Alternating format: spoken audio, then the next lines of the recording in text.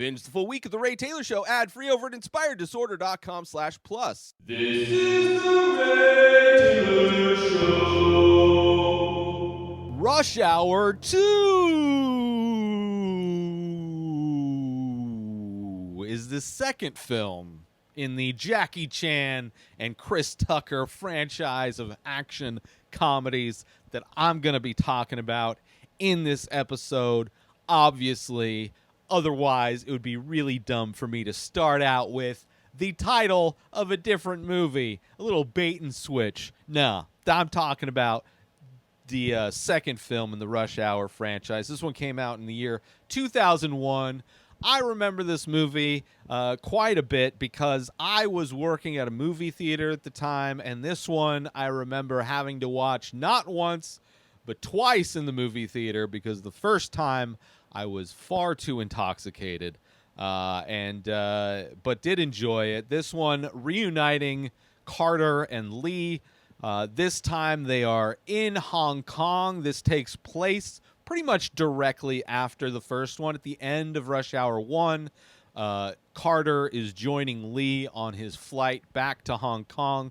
Carter, the day after everything went down in the first one, Carter decides to take a vacation, which, isn't that weird for a police officer to take vacations after extremely crazy events happen. They tend to get vacation time after murdering people all of the time. But this one, it is more of a little bit of a recreation for Tucker.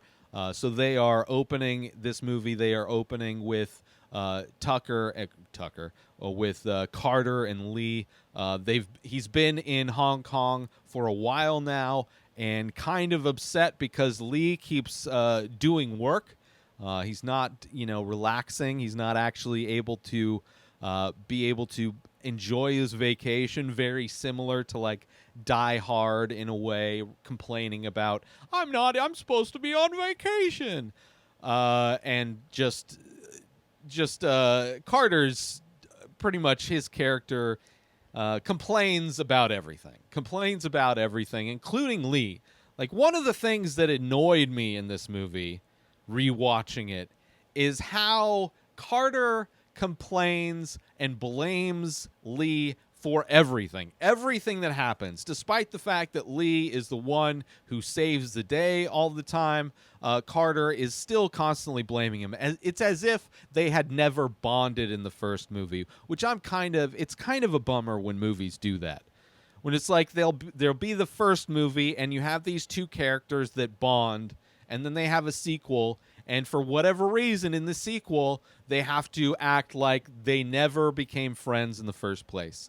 Although they do bond a little bit more. There's the scene of them singing to the Beach Boys in the car, which, along with so many other callbacks to the first movie, there is the callback, but it's flipped now because now they're in Hong Kong. There's the don't ever touch a Chinaman's radio. The do you understand the words that are coming out of my mouth is another line that gets brought up again. There's a lot of callbacks to the first one, even a callback to the bloopers of the first movie, where there's a fight scene that takes place in a massage parlor, and during the massage, they both, Lee and Carter, do a little dance after they beat everybody up, which is a scene that happened in the bloopers of the first movie when they're in the Chinese restaurant. After they beat up everybody in the bloopers, they show them dancing. So it's fun. It's fun. All the references they have. They go into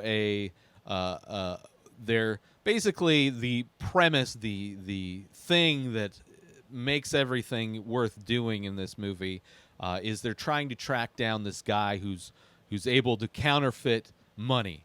And is able to do it so well that the only way to tell if it's a counterfeit bill is to light it on fire, and if it burns red, then it's counterfeit. Whereas real money, and it's only American money too, by the way.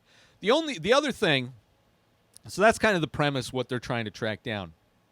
The thing that doesn't make any sense is that the American government is in charge of the investigation for some reason. Like, the things are going down in Hong Kong, and yet the American Secret Service is like, their Secret Service and custom agents are the ones who are investigating these crimes for some reason. Like, again, I understand action movies, they're like porn. We're not really there for the story. It's all about the action scenes. But, like, so many of these movies could be elevated so much if they also had a good story. Right? Because I think Jackie Chan, I think he's a great actor. Maybe it's my bias. Maybe it's because I grew up watching Jackie Chan movies. He can do no wrong. I think Chris Tucker has the ability to be a good actor. Obviously it's the script in these movies that it's like they don't really care about what's bringing these guys into trouble. It's all about setting up scenarios for them to fight and for action set pieces to happen, which, along with the first movie, along with every Jackie Chan movie, there's great action scenes. You get to see Jackie Chan effortlessly beat up multiple people. Even Chris Tucker looks like he can beat up people in this movie, which I appreciate as well. So all the action set pieces, there's the action set piece that's on the bamboo scaffolding, which bamboo scaffolding is like a well-known... Scaffolding in general is like a great place to set an action scene, especially a Jackie Chan action scene. Plenty of opportunity for parkourness, for crazy death-defying stunts, and just like a unique place for people to be fighting. Of course, this movie is still racist, which is a bummer. Just the casual racism from Chris Tucker's character, from Carter, throughout the entire movie. The fact that the United States government is for some reason in charge of this investigation for no reason. It makes no sense why they would be in charge of an investigation into Hong Kong. But this movie it starts off in Hong Kong, goes back to LA, and then ends up in Vegas. So I guess, it's, as far as to make the story work, it makes sense that the U.S. government would be involved, and they're counterfeiting American currency. So I guess, these things. And now a quick word from our sponsor. Now you can wear The Many Faces, original art by Ray Taylor. Select pieces from the ongoing series of abstract ink paintings. All products made with high-quality materials, made right here in the USA. Go to inspireddisorder.com/TMF merch to browse the entire collection and save yourself an extra 10% when you check out by using coupon code RTSTMF.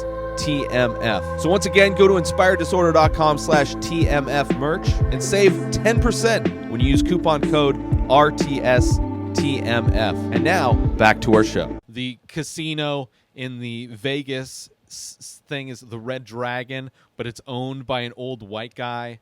Like, that doesn't make... It's just like... I mean, it makes sense because cultural appropriation has been going on forever, and far be it from capitalism to all of a sudden be woke in any way. But just so many aspects of this movie are kind of a bummer for whatever reason. As a kid, although I wasn't very much a kid, I was early 20s when this came out. Like, I didn't even care. The casual racism wasn't really something that really was as noticeable until I got older. But this movie has a ton of it. And of course, I mean, it's just, and even just Carter's character, like, throughout the entire movie is just, it's a bummer. It is a bummer. It doesn't need to be. Because it's like, it's casual racism for comedy purposes. Like, that is one of the ways it's supposed to be funny, is that, this black dude's just super racist. And there's even a scene towards the end when they're at the casino and they're trying to stop this stuff from happening. And as a distraction, Carter goes to play roulette or whatever, or craps or whatever the game is. And he's accusing the guy running the table of being racist, which is kind of it's a table. It's a high roller table where it's $50,000 minimum buy-in, and or $50,000 minimum. He puts $100,000 down, and he's angry that he's only given $500 chips instead of $1,000 chips. First off, you're not. It's a $50,000 minimum, and you barely put. You put double that. It's like going to it's going to like a slot machine of like a dollar minimum slot machine, and you put in $2. You're not really showing that you are financially able to be playing these games if you're just barely able to go over what the minimum is. And then these people get excited like he's up like to $200,000, and for some reason like everybody is excited around the table. Like I don't know why that is the thing that I decided to nitpick in this entire movie of things that aren't realistic and shouldn't be in the movie. One of the big things of this is there's a scene where I forget what agency she works for, but she's kind of a love interest for Jackie Chan, which is pretty rare. And like it's rare for Jackie Chan to have love interests in any of these movies, but it's like this love interest kind of for him.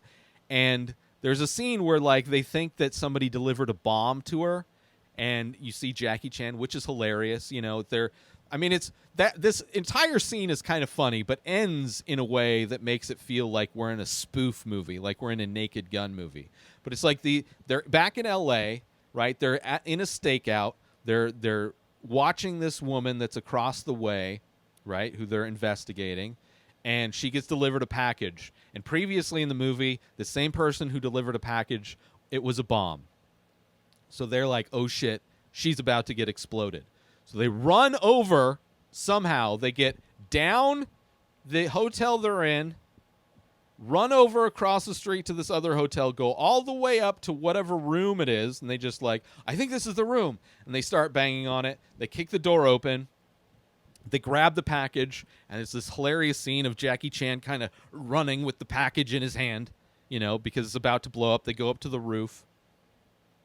And she follows him up to the roof. She's wearing a robe. She's wearing lingerie. And there's this funny scene where they were spying on her, and she starts getting naked, and you see Jackie Chan just kind of getting flustered and like, oh, which is one of the things that makes me think Jackie Chan could be a good actor, because he pulled off that like, ooh, this is like naughty, and I'm watching this. But like, in an effort to prove that she is law enforcement, she flashes the tiniest badge that is clipped to her bra. It is the dumbest aspect of this movie that makes me feel like I'm watching a Naked Gun movie. Like, this is a spoof. This is like, at no point, none of this stuff is like grounded in real. Not that it should be, but like, come on. Like, put a normal size badge, police badge, on like a chain or something. Or even have it clipped on the inside of a robe, which would make no sense at all. But to say that, like, police, like, law enforcement of any kind would make a tiny badge, and I mean tiny badge, like a 1-inch size badge that for officers to clip onto their bra in the instance that they may need to identify themselves. Not that a badge is identification to begin with. But she flashes this tiny little badge, and it is stupid. But aside from that, the tiny badge, and aside from how excited people get for like he should be winning millions of dollars at this like roulette table or whatever.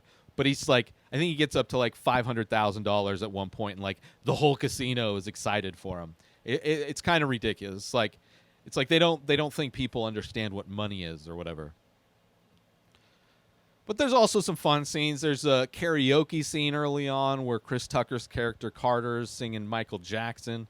It's kind of funny, but then followed by a completely racist scene where they're in Hong Kong and Carter's like talking down to everybody. He's not showing any respect to Lee, who is the actual one who is law enforcement in that country, in that continent, in that city. But no, because Carter is not Chinese, he is superior to Lee and all of the people in this restaurant, and like pretending to say, like pretending to speak Chinese. And then part of this movie is that he's actually saying Chinese words, but like just saying them wrong. I know there's a lot of aspects of this that were kind of a bummer to watch. But whatever. There's a funny scene like after they get their, I think it's after the massage parlor fight. They end up getting caught and dumped on the freeway naked. That was kind of funny. They're going into the police department, just holding stuff around them, and it's, I don't know. There's some funny scenes. Join Inspired Disorder Plus today. Head on over to inspireddisorder.com/plus to join. Membership includes members-only discounts and deals. You get access to the Ray Taylor Show completely ad-free, as well as bonus episodes. You get access to the complete live painting archive. You also get access to every single podcast ever produced by Inspired Disorder, hosted by Ray Taylor. You get access to Ray Taylor's personal blog, as well as the opportunity to ask me any questions. So if you want to start a podcast, you're into art, ask me anything.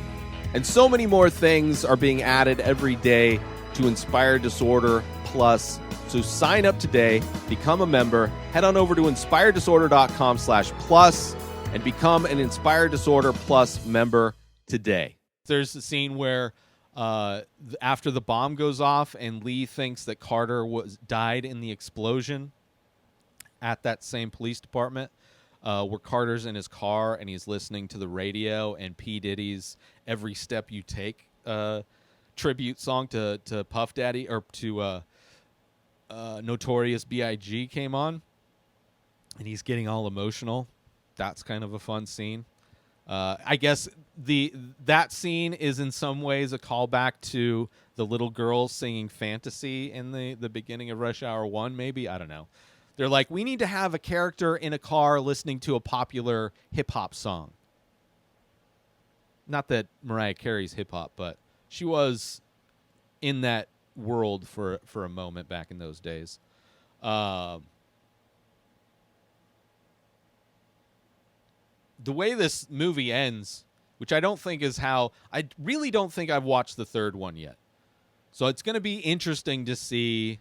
Because the third movie came out in like 2007, and I don't think I was watching a lot of movies around that time, and I don't really have a memory of it. But the way this one ends, they're going to, after the mission's over or whatever, they decide they're going to go to New York, because, Lee's never been to a basketball game at Madison Square Garden, which there's a funny blooper at the end of the movie where he keeps trying to say Madison Square Garden. So they decide to both go on a vacation there. And there's like this love interest, so I don't know if that love interest sticks around for the third one either. But yeah, it's overall still fun. There's the casino fight scenes. There's the scene where Jackie Chan has the bomb put in his mouth, and then the evil martial arts woman, bad guy, is threatening to blow it up. There's the female fight, the agent that has the tiny little badge is fighting the bad guy woman that's been bombing people. So it's funny. There's some fun cameos. You have Don Cheadle is in this movie and fights Jackie Chan, which I thought was awesome. So good. And it's just, a very small part. I don't even think Don Cheadle's like uncredited in the movie, it's surprising how many movies Don Cheadle is uncredited in. And there's also Jeremy Piven plays like this like gay fashion guy when they're in Vegas and they're looking to get all suited up for the grand opening of this casino. So some fun cameos. Don Cheadle fighting Jackie Chan is probably the best kind of scene in this, where they're like evenly matched, and they both trained from the same family of people. Just one was a brother that came to America and trained in the Bronx, and the other one was still in China. So that was kind of fun. That was a fun scene. But other than that, overall a fun movie. I'm kind of interested to see, one, how much casual racism is in the third one, but then also going back and to revisit the Shanghai Noon and Shanghai Nights movie that Jackie Chan did with Owen Wilson, to see if there's the same kind of casual racism in that one as well. I don't remember it being that, and so we'll see. We'll see if my opinions changed on those movies. But I am excited to see the third one. I think the third one I saw takes place in Paris. So it's not, maybe it starts in New York and then they go to Paris, but we'll see. We'll see if it takes place right after the events of this one or not.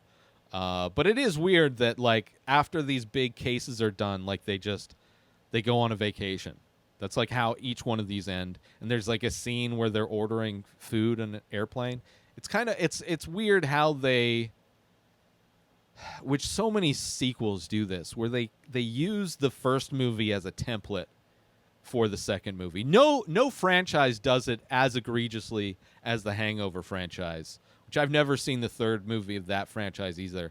But the first movie and the second movie are basically the exact same movie. Like the second movie of Hangover is like beat for beat the first movie, just set in a different location.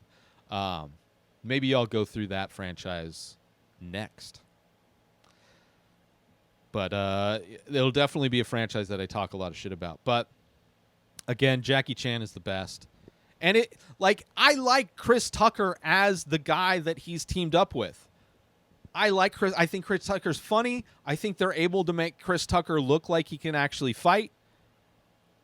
I just find it depressing that he is the casual racism. He's constantly crying and blaming Lee. Like he at no point has any respect for Lee. Despite the fact they're in his hometown, they're in his country, he has zero respect for him. It's a bummer. It's a bummer what they did with that character. So hopefully the third movie, there's some more respect paid. Because it's like Lee is doing all of this stuff. Like it's very rare that Carter saves Lee. But anyway, Rush Hour 2. Check it out. It's fun. It's fun. It's not the greatest, but it's fun. New episodes of The Ray Taylor Show come out every single day. Subscribe on YouTube and everywhere our podcasts are found. Binge the full week over at inspireddisorder.com/plus. Buy Ray Taylor Show merch over at inspireddisorder.com. And follow the show on Instagram at Ray Taylor Show. Have a wonderful day, everybody. Peace out! Today is the day where you wake up and you realize that everything that you've been dreaming about, everything that you've been wanting, every goal and wish and hope that you've ever had can become real. Dreams can come true. What you manifest in your mind, you can bring to reality.